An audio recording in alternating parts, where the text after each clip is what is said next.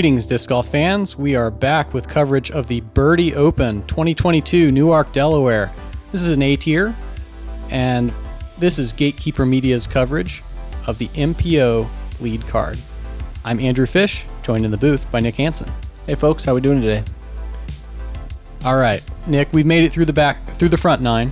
Everyone's holding steady at 2 down with our lead card of Michael Johansen, Matt Bell, Kevin Kiefer, and Cody Bradshaw. What are you looking for in the back nine? I would say some similar play. If you can get a couple birdies on each nine and just minimize the bogeys, you're going to be in a good spot.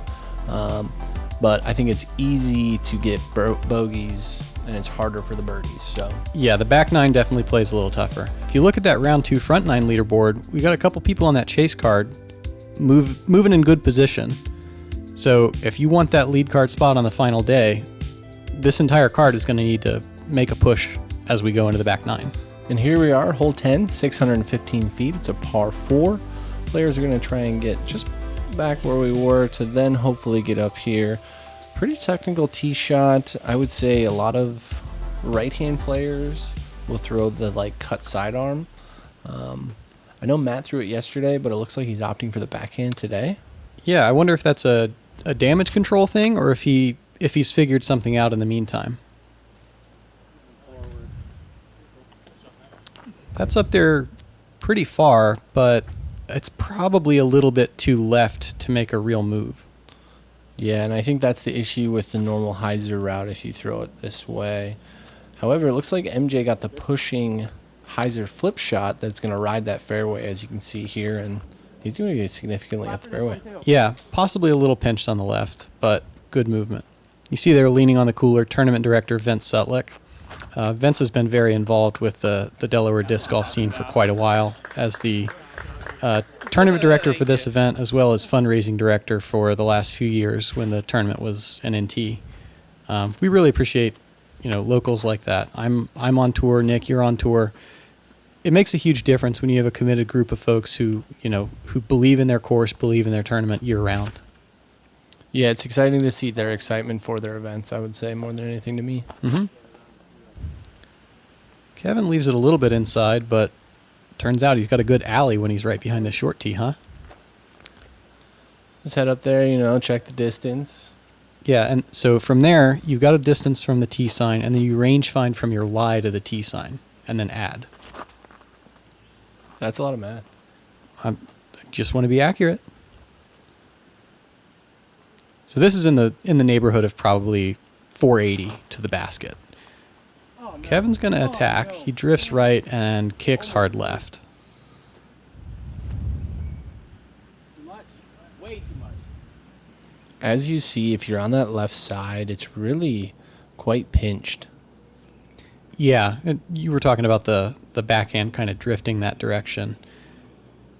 Matt had thrown a good backhand, but now has to throw a very challenging angle with the forehand. Drifts off the fairway and then back in. What a great shot, Yeah, though. that's up there. Gonna give himself a look from back there. MJ goes scorch. I don't think he has a valid play that's entirely in the fairway, but he can still try to punch through the right side. It's relatively open over there, and I think among the locals, that's known as the sneaky backdoor play.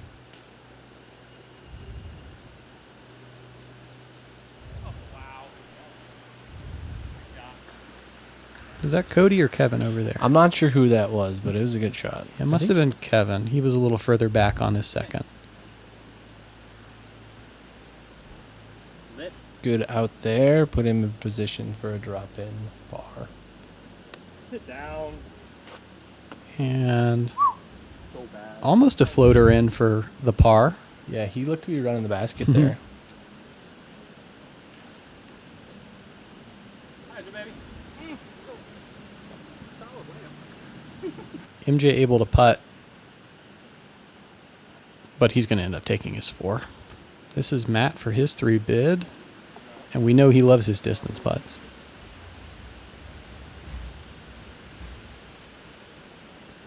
We got Kevin here, probably about circle's edge, and Ooh.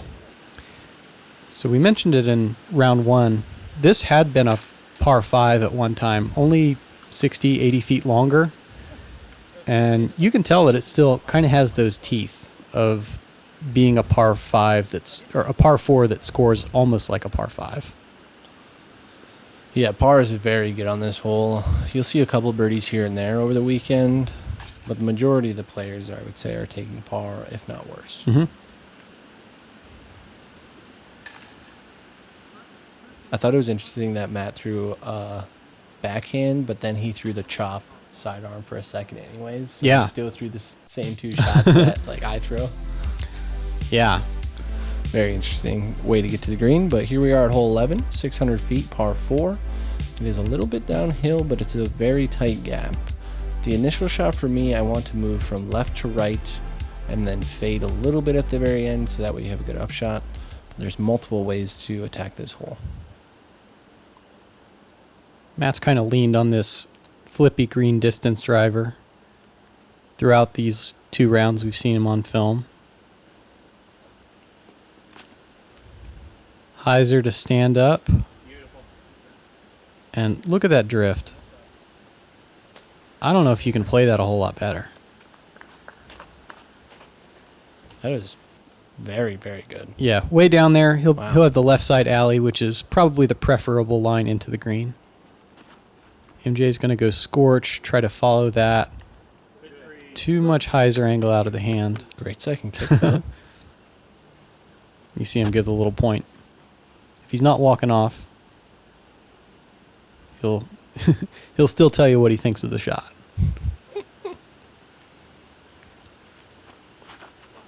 Flip it. No. Second tree? No. Touch of early release from that. This is a relatively open gap, but it's kind of far away from the tee for the power that you're putting on it in order to get the distance necessary. Kevin also playing the attacking shot Second tree, stop it. and gets a kick to the right side of the fairway. Yeah, if you get kicked within the first, 100 feet or so, it makes this hole very difficult. Shot. Because there's not a good places that you could chip out and get, 300 feet of distance or 200 feet of distance consistently. It's our typical routes here where you have a gap here, but then it's got to bend a little bit to hit the second gap or the third gap. Definitely. And I think the biggest challenge is that there's a lot of clutter in the like middle third of the hole. We saw MJ get knocked down by it, now Kevin as well. And that's going to leave them a long ways back with, I think that's a buzz forehand from MJ. Like, the technical proficiency is pretty solid there. He's pulling out all the stops to this sidearm. We need to upgrade it from serviceable, I feel like. It's like upgrading a tropical storm. Yeah. We no longer can call it serviceable. It's Right. getting well-rounded. We go from warning to alert.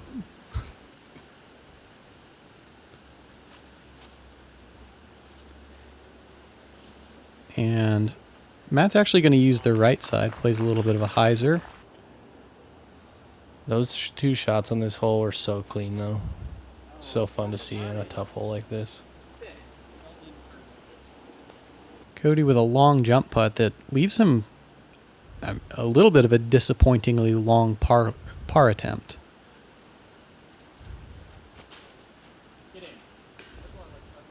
Oh. It's almost like you can see the way Kevin goes from believing in the putt to just knowing it's going to fall short. Isn't that some of the worst feeling during your round, though, as a disc golfer, when, like, sometimes it's not even half a second out of the hand, and you're like, well, I missed that one. Yeah, and it's kind of more heartbreaking for it to, wow, as MJ just sneaks it over for his par. It's almost more heartbreaking to believe in it, to think you did it right out of the hand. And then it's like 80% Yeah. done.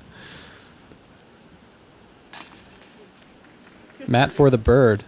The struggles that we all go through. Yeah, and I mean, you hear this from golfers all the time, that the reason they can't quit the game is because they can't solve it all the time. Like one of my favorite tee shots on the whole course. And Kevin's going to have to do some work to right the ship, and he's got the tightest hole on the course to do it on. Yeah, here, hole 12, 520 feet. It's a par 4.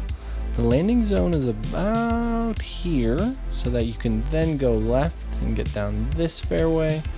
Once we get to about here, the fairway slopes down to the right, and then once you get to the green, it slopes down and away in general. A very tricky green, because even if you do lay a shot up there nicely, it could roll away pretty easily.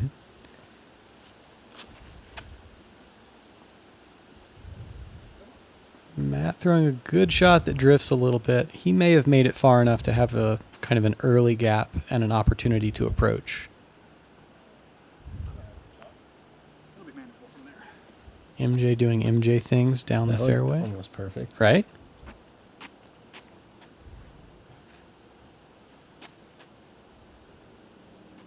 This is either a comet or a buzz out of Cody.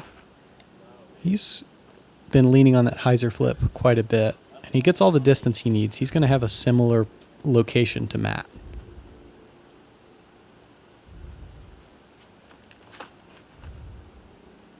When you step up to a gap like this, what are you thinking? How are you trying to navigate it?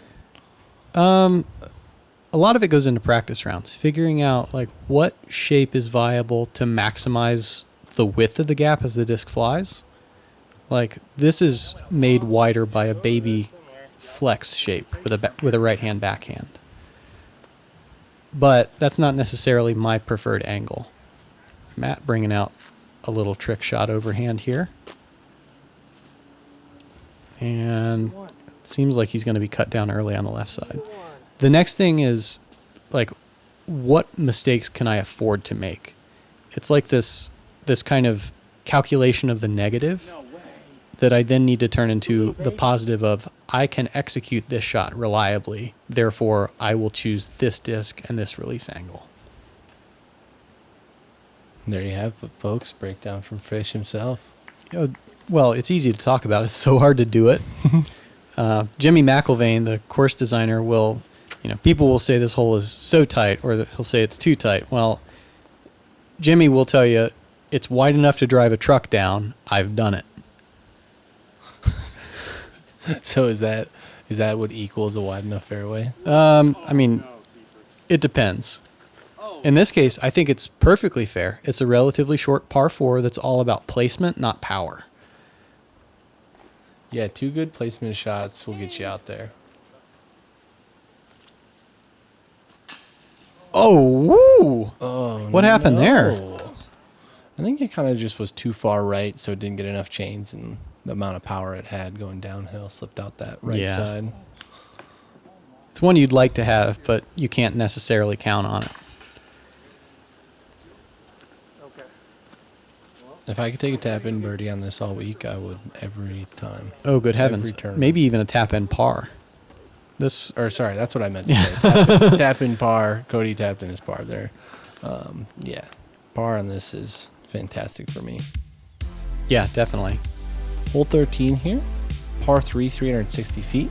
It's mainly downhill. Once we get past this grouping of trees on the left here, you're going to start to fade left. A very tricky par 3, I would say, and one of the harder ones on the course. Yeah, there's a decent bit of space to work with, but at 360 feet, it does pinch down with the shape available at the end. Matt's going to throw a flat release, hoping to get it to drift left. And it pushes a little bit too straight.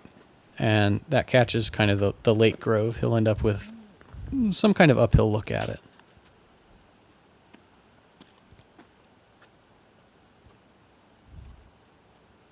Johansen, I think this is a buzz. He goes with a slight hyzer release, but pulls it down the right side.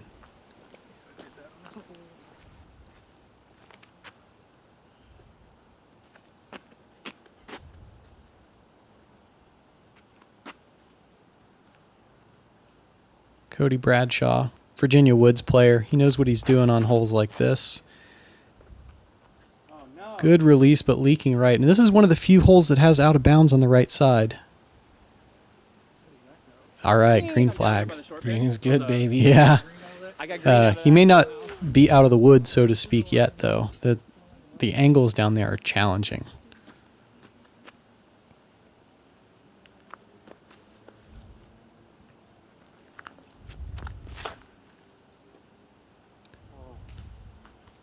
And Kevin, I like the power, but it's probably too stable, a little low. He's gonna have to throw an upshot. And this is a difficult green to stick because you don't really know what kind of reaction you're going to get on the ground. It's very rocky, especially at circle's edge where you would be thinking of, landing something to skip. Oh, we have a run from Kiefer from what looks like 120. He's a wild man. MJ with a disciplined upshot. And wow. I hope I didn't overstate that it's challenging down here. Cody only a foot from, or a meter from the out of bounds, and has to really scramble. Yeah, he's got a very unique stance here. It's hard to, you're keeping your body low. It's hard to get the disc up enough without just, nose up fluffing it.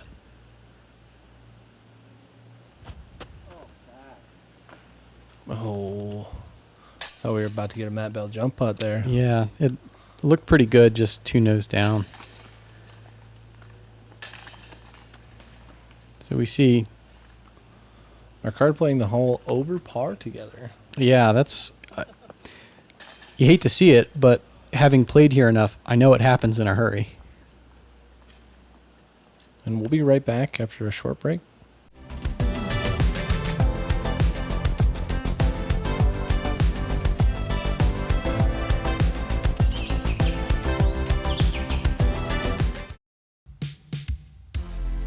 And here we are at hole 14, 400 feet, par 3.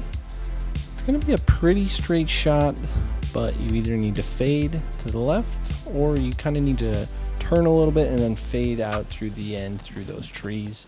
If you fade early, you're going to have a jumper look. If you can get through those trees, though, you should be able to make it inside circle.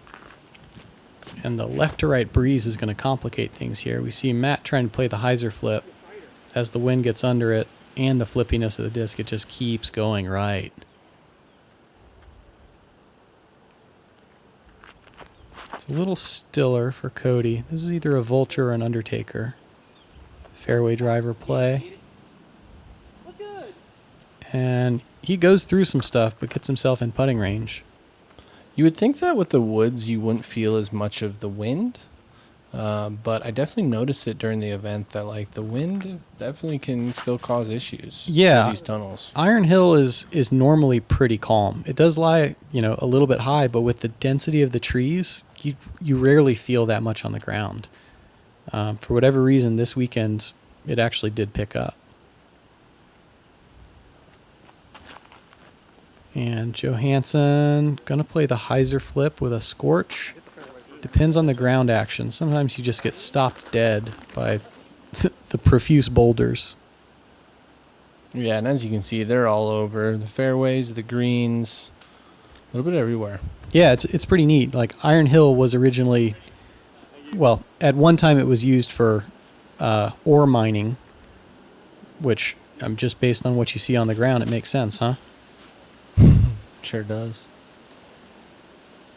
Look at that crafty shot. Matt has such creative release angles. Most players throw their forehand from, about waist level.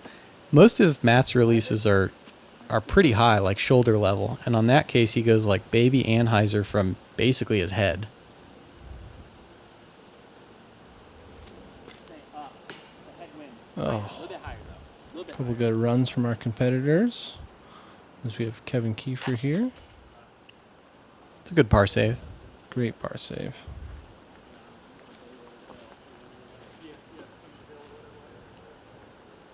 And I don't know if these guys are checking live scoring, but sometimes it gets a little bit stressful. Even if you're playing well at this point, if you're under par, it can be stressful to feel like you've got to make up strokes on people going into kind of this last gauntlet, even considering 13 through 18. Yeah, these last holes are very difficult. Starting here on hole 15, 400 feet, it is uphill. It's going to flatten out a little bit to the green, but the shot is very tight. A flex sidearm works very well, or a backhand shot that turns over and stays turning for most of its flight. Yeah. Initial gap relatively generous, but it's going to pinch, pinch, pinch as you keep going. And Matt trying to hug the inside does a little too much.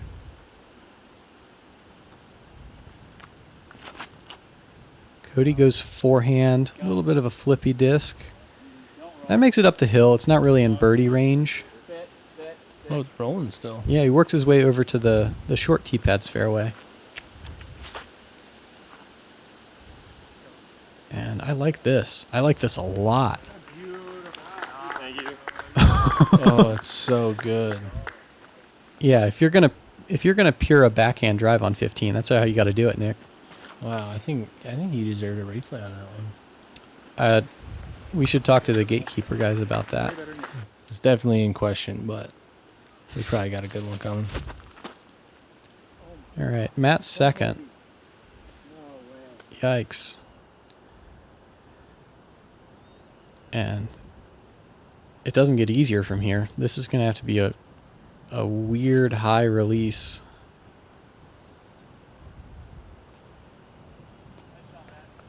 Down towards circle's edge.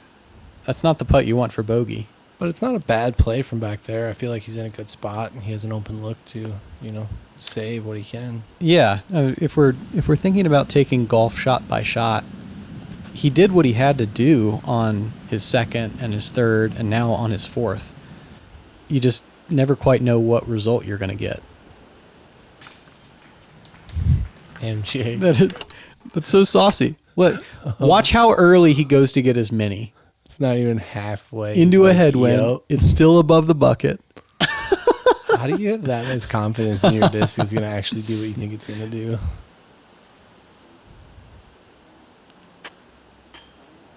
Oh, Matt.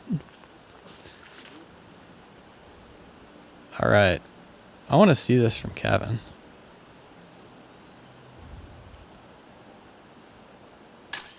Yeah, that's big for his round. Big two. Great birdie. Get him closer to even where I'm sure he wants to be, if not better. But he's fighting back, and that's good.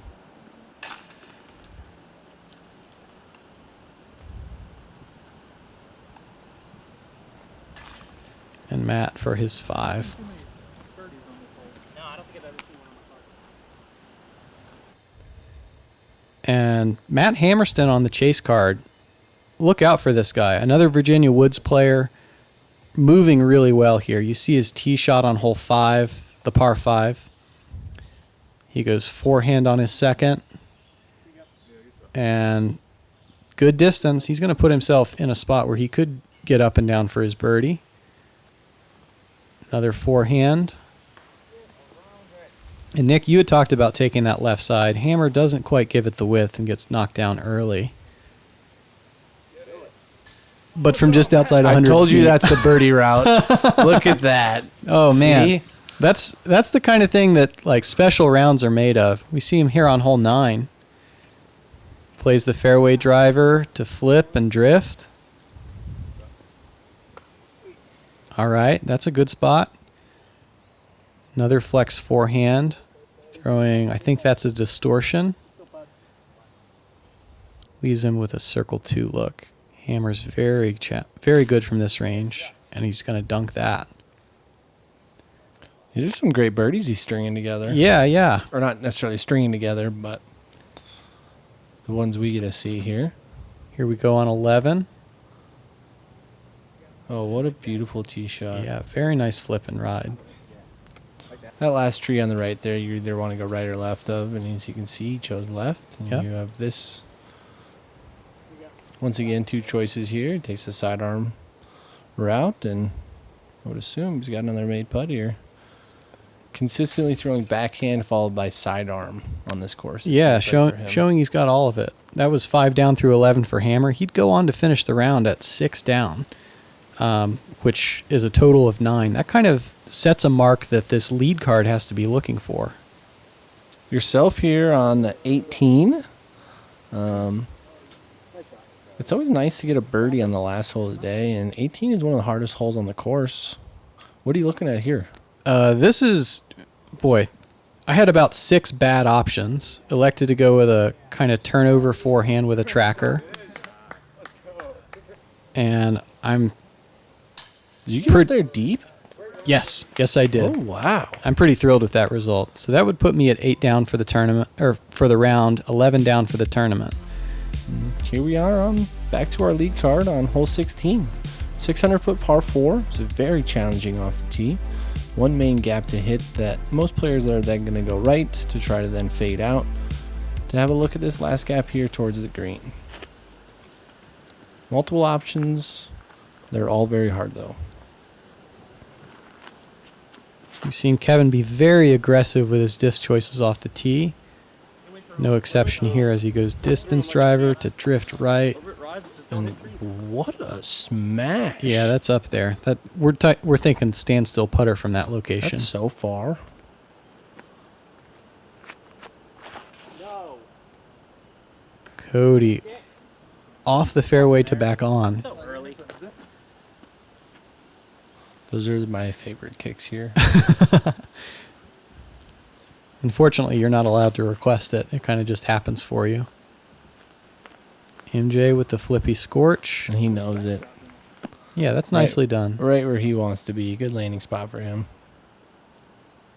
Probably about the same distance shot to get his birdie. Yeah, potentially. He's now on top of the hill. Should be able to look at the basket. And Matt back to that flippy distance driver. Look at the ride on this. Fades out a touch left, but still in position. And I think the challenge of 16, I mean, it kind of goes on forever. This initial gap, you need to be going through that, not having started the action of the second half of your flight. Mm-hmm. Like, if you're throwing a clockwise spin, a right-hand backhand shot, you're going to want the disc to be breaking at that point, and then it needs to move right for a long time. If you're throwing a counterclockwise shot or a right-hand forehand, it needs to be going straight at that point before it begins fading. Otherwise, you'll be off the fairway. It's so hard to push a disc through a gap when it's still in the early part of its flight like that. It's fun to try and manipulate them in the different ways we're able to, though, with like how this course demands it. You almost learn like different ways your disc can fly compared to just like throwing them through open air. Oh, for sure.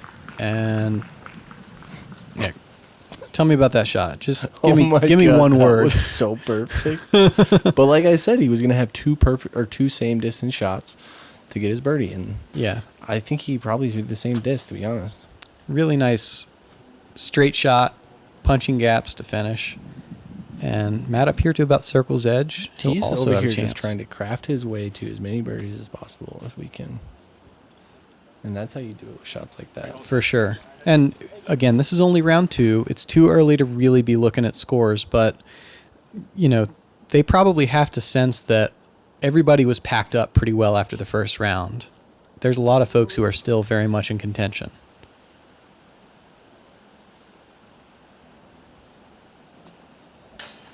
Yes, Matt Bell. He struggled on this hole yesterday, able to right the ship today. Getting those jumpers that he's known for dialed in are going to be important to staying at the top of the leaderboard for him, I would say. But if he can get up and down the fairway like he has and that putter starts working, field better watch out. Yeah, for sure. I really like that we've got 4 different styles on this card. Like, you can watch these guys throw, and they immediately look different. You can watch them putt, they immediately look different. Disc golf is really fun when players have that flair, have that different, mechanical style. And here we are at hole 17, our last par 5 at 860 feet. It's uphill the entire way. If you can land in this region, you're going to have a great shot at trying to get your birdie. But really, it's just playing smart to get up the fairway and just give what this hole allows you, because it's so easy to get kicked and be off the fairway very quickly on this hole. Yeah, that's spot on. Like, you have to be humble enough as a golfer to know what the potential is on each shot here. Out of it, this. Out of it. Well, that's no use. Kevin smokes this. Drifts a little bit right, but that's fine as far as he's gone. So far up there. So what goes into, like, you're playing this par 5. You know it's uphill. You know it's long. What goes into that choice for shots, for discs? Like, how do you decide when you're playing it for birdie, when you're playing it for par, or even bogey or worse? I would say it's all determined probably mid-flight of the first shot. Like, I would say on a course base like this, you have your idea of where you want to play. Mm-hmm. But getting to that spot, it happens, I don't know, 2 to 5 times out of 10 with a course like this if you're not, like, perfectly on for the weekend.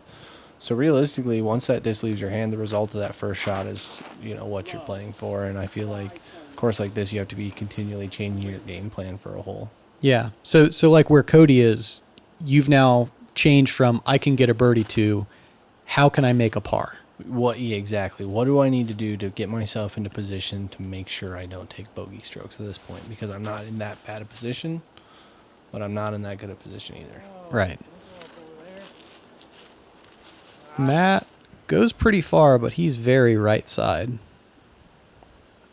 And see, because if you then, throw 2 shots early, your third shot, you're scrambling so hard that... Oh my goodness, this is so far. This worked out very, very well, but the amount of power he put onto that, he could have easily, been off an inch or two and thrown it in one of the trees that were just right in front of him. So I feel like it's not having to put myself in that kind of position off the tee is what I want to do.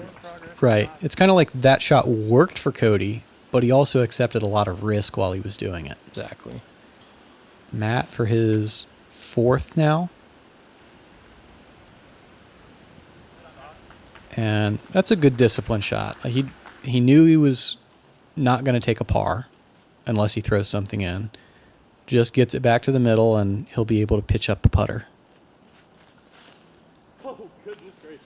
And is this Kevin's 2nd? I believe so. Good night.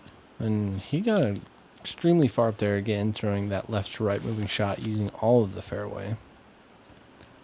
Cody, I want to say this is a vulture. And he gets it to the base of the hill. That'll be just outside the circle. From where he started, it's not bad. No, not at all. We'll take that look.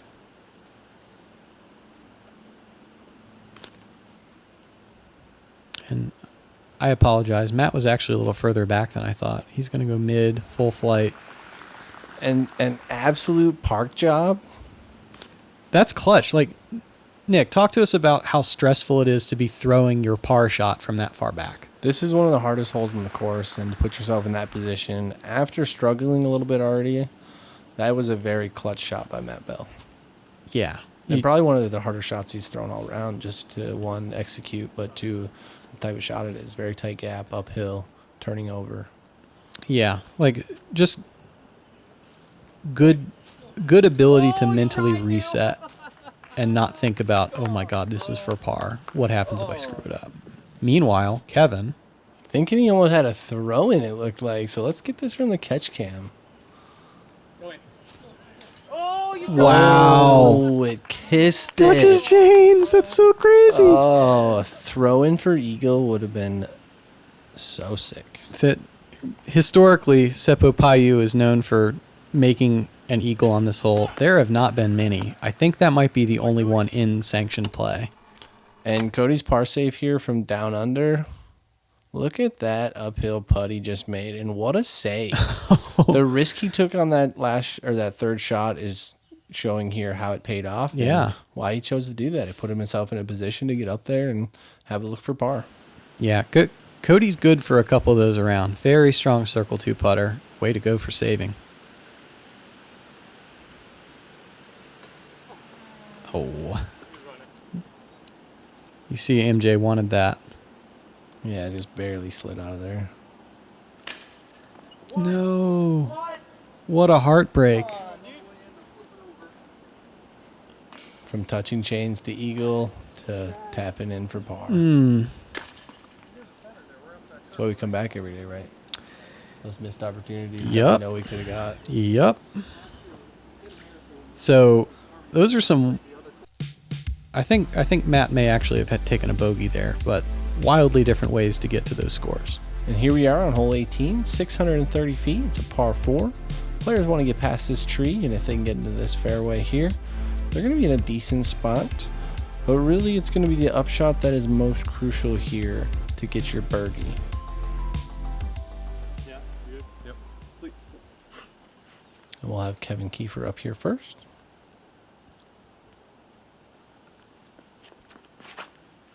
Big power, left side, What gap is this? no consequences. Holy cow. He's not in a terrific spot, but boy howdy did that go far. How did that get? I don't know. I don't Is it in know. the fairway, actually? I thought it was off the fairway. You can make an argument it's in the fairway. Well, now it is, but... Wow, that's incredible. MJ leaks left a little bit. He'll tap down onto the road that kind of bisects the fairway. He's in the high threes back from the basket. Not going to have a great line. And Matt also leaks inside.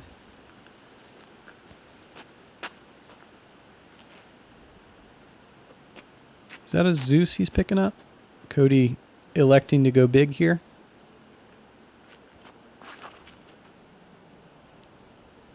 The drift, but not quite enough.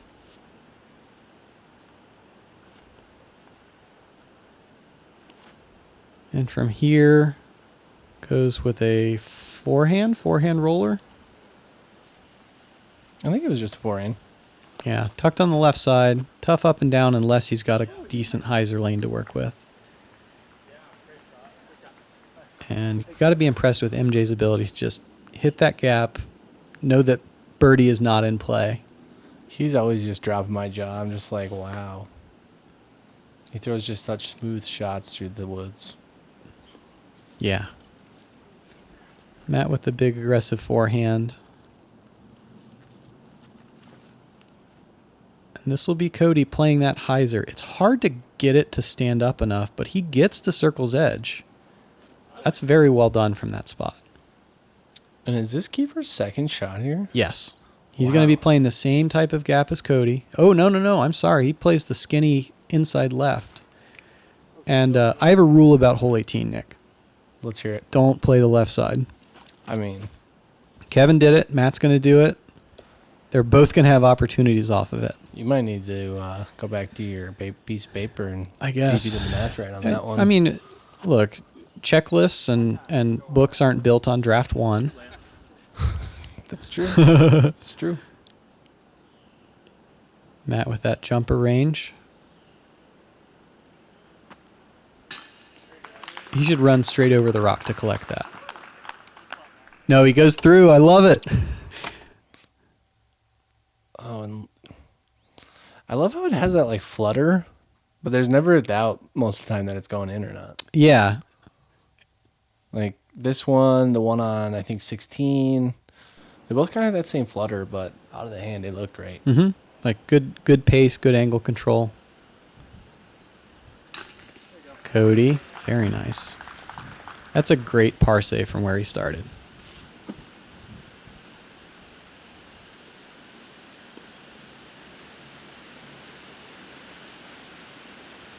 Kevin with a birdie opportunity here on hole 18. Yeah, I tell you what, that birdie on 15 really got him started. It's a shame the round's ending now, huh?